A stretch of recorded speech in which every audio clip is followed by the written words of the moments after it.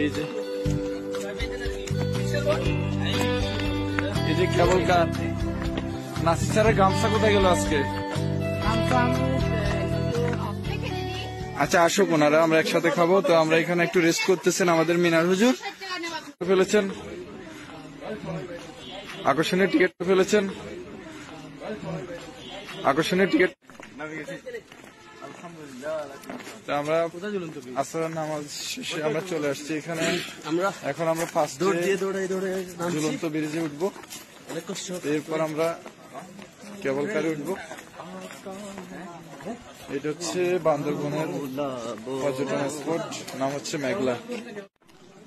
মেঘলা বান্দরবনের অনেকগুলো আকর্ষণীয় পর্যটন স্পটের মধ্যে মেঘলা অন্যতম। তো আমাদের ফখরুল স্যার একদম ঢালু পথ, আমাদের আরেক হুজুর দৌড়ে দৌড়ে আসতেছে। দেখি আমরা ফার্স্ট টাইম যাবো আমরা কেবল কার চড়ার জন্য, আর কেবল কার পাই কিনা আমরা দেখি। কেবল কারও জনপ্রতি 50 টাকা, আর আমাদের এখানে মেঘলাতে জনপ্রতি টিকিট 50 টাকা, কেবল কারও জনপ্রতি টিকিট 50 টাকা করে নেবে আপনাদেরকে থেকে। তো মেঘলার সে ঝুলন্ত ব্রিজ তো আমাদের সামনে, আমরা এখন ঝুলন্ত ব্রিজে উঠবো। তো এখানে আমরা ঝুলন্ত ব্রিজে হাঁটতেছি, সবাই পার হবো। ঝুলন্ত ব্রিজ পার হয়ে যাব, হাঁটার সময় ঝুলন্ত ব্রিজটি এদিক সেদিক দোল খায়। তো এখানে স্যাররা অনেকে ছবি তুলতেছেন। বিকালে প্রাকৃতিক পরিবেশটা অসাধারণ। তো একটু অন্ধকার ঘনিয়ে আসছে, আমরা সর্বশেষ আসছি আজকে মেঘলা এখানে। তো ঝুলন্ত ব্রিজ পার হয়ে এরপর আমরা যাব কেবল কার চড়ার জন্য। একটু মনোমুগ্ধকর পরিবেশটা দেখতে পাচ্ছেন সবাই। নাসির স্যারের গামছা কোথায় গেল আজকে? গামছা আমি একজনকে অনার করছি, দিয়েছি।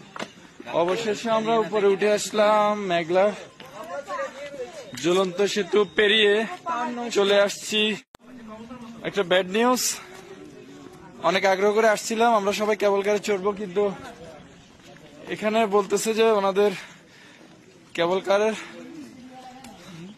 কেবল নাকি নষ্ট হয়ে গেছে।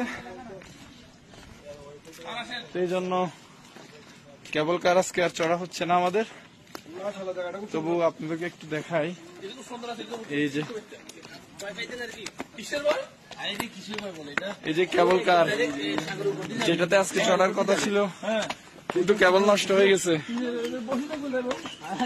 খুবই কষ্ট পেলাম, আজকে চড়তে পারলাম না।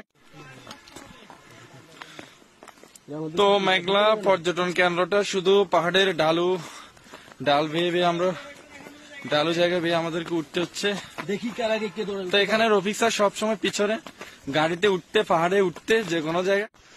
তো মেঘলার দুপাশে পাহাড়, এদিকেও পাহাড়, আবার লেক আছে এখানে, যে লেকের উপরে ছিল এই ঝুলন্ত সেতু, যেটা পেরিয়ে আমরা আসছি। এখন পাহাড়ের উপরে উঠতেছি, খুব হাঁপিয়ে যাচ্ছি। মেঘলার পাহাড়ে উঠছি এখন এখানে মারমা সম্প্রদায়ের একটা বাজার আছে, আমরা বাজারটা দেখবো। এরপর আমরা ওই পাশ দিয়ে ঘুরে আবার আমরা গেটে চলে যাব। এটা হচ্ছে মেঘলার ভিতরে যে বাজারটা।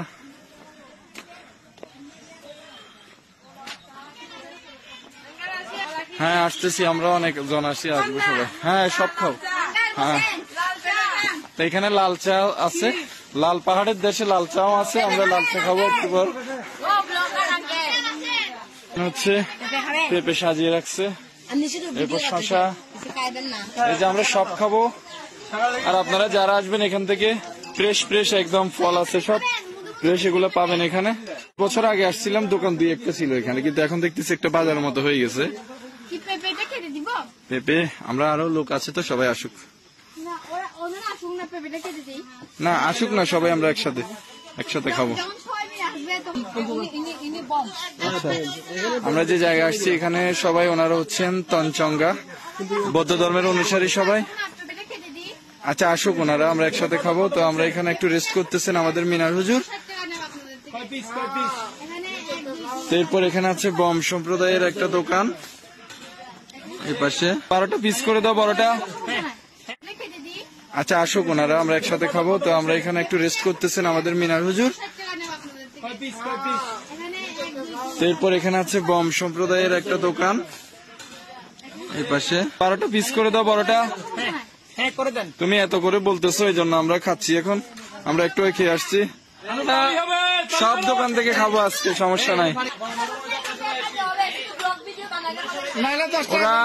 ওরা সবে অত্যন্ত আন্তরিক, মানে সব দোকান থেকে আমাদেরকে খাওয়াতে চাইতেছে, কিন্তু আমরা এই যে পেঁপে আমরা খাওয়া শুরু করে দিচ্ছি।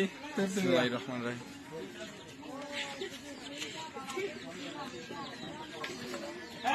পাহাড়ের পেঁপে, লাল পেঁপে, খুব মিষ্টি। কামরুল নিচ্ছে।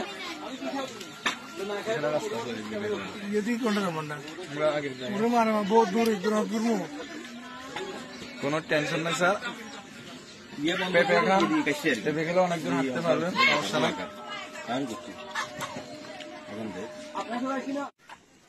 তো অন্ধকার ঘনিয়ে আসছে, সন্ধ্যা হয়ে গেছে, আমরাও বিদায় নিচ্ছি এখন বান্দরবনের মেঘলা পিকনিক স্পট থেকে, পর্যটন এলাকা থেকে। তো সবাই ভালো থাকবেন।